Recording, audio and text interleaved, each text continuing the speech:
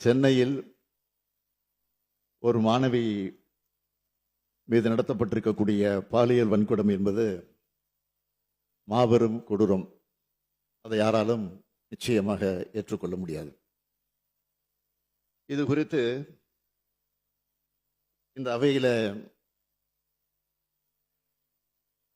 நம்முடைய ஜெகன்மூர்த்தி அவர்கள், வேல்முருகன் அவர்கள், ஈஸ்வரன் அவர்கள், சதன் திருமலைக்குமார் அவர்கள், கே மாரிமுத்து அவர்கள், நாகேமாலை அவர்கள், சிந்தனை செல்வன் அவர்கள், எம்.ஆர். காந்தி அவர்கள், ஜி.கே. மணி அவர்கள், செல்வ பிறந்தை அவர்கள், உதயகுமார் அவர்கள் கருத்துக்களை எல்லாம் இங்கே எடுத்து பேசியிருக்கிறீர்கள்.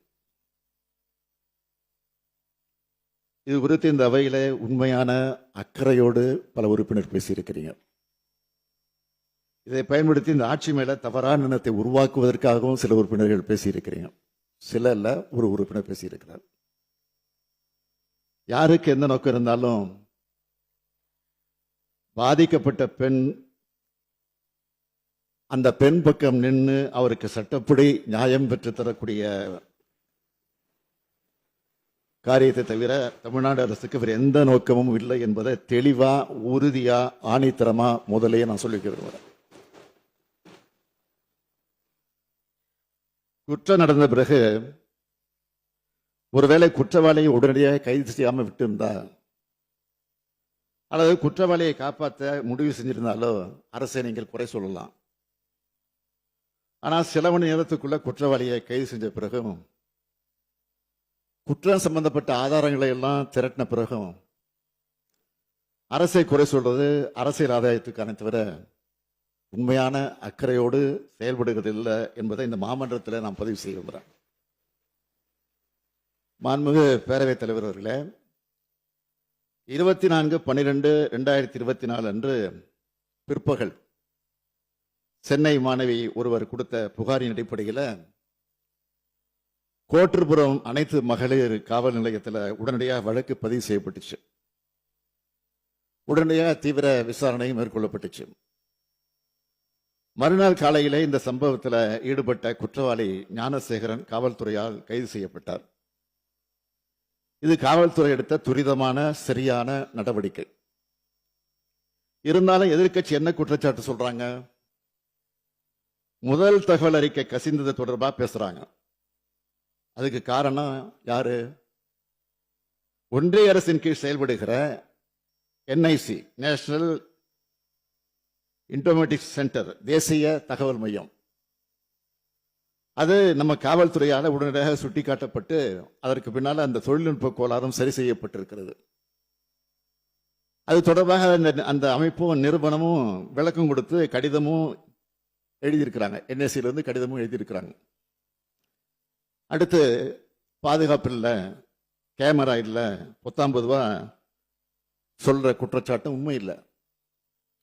சம்பவம் நடந்த வளாகத்தில் சுத்தி இருக்கக்கூடிய பகுதிகளில் இருந்த கண்காணிப்பு கேமராக்கள் உதவியோடு தான் குற்றவாளி அடையாளம் காணப்பட்டு கைது செய்யப்பட்டிருக்கிறார். மூன்றாவது குற்றச்சாட்டு, முதல் தகவல் அறிக்கை வெளியானதை வச்சுட்டு யார் அந்த சார் அப்படின்னு கேட்குறீங்க. மாண்புமிகு உயர்நீதிமன்ற உத்தரவுப்படி நியமிக்கப்பட்ட சிறப்பு புலனாய்வு குழு தான் இப்ப இந்த புகாரை விசாரிக்கிறாங்க. கைது செய்யப்பட்ட குற்றவாளி குண்டர் சட்டத்தின் கீழ் சிறையில் அடைக்கப்பட்டிருக்கிறார். இந்த புலன் விசாரணையில வேற யாராவது குற்றவாளி இருக்காங்களான்னு தெரிய வந்தா, அது யாரா இருந்தாலும் சரி, மீண்டும் மீண்டும் சொல்றேன், அது யாரா இருந்தாலும் சரி, அவங்க மேல தயவு தாட்சணமே இல்லாம காவல்துறை கடுமையான நடவடிக்கை எடுக்கும். இதை இந்த அவைக்கு 100% உறுதியோடு நான் சொல்லிக் கொள்கிறேன். அதில் எந்த மாற்றம் கிடையாது. அது மட்டுமல்ல, இன்னும் முக்கியமானது, இந்த வழக்கில் விரைந்து விசாரணை மேற்கொண்டு 60 நாட்களுக்குள்ள குற்றப்பத்திரிகையும் தாக்கல் செய்யப்படும். அதோட சிறப்பு நீதிமன்றம் மூலம் இந்த வழக்கை விரைந்து விசாரிக்க அனைத்து முயற்சிகளையும் அரசு எடுத்து குற்றவாளிகளுக்கு உச்சபட்ச தண்டனை கிடைப்பதை உறுதி செய்யும் என்பதை இந்த அவைக்கு நான் மீண்டும் உறுதியோடு தெரிவித்துக் கொள்கிறேன்.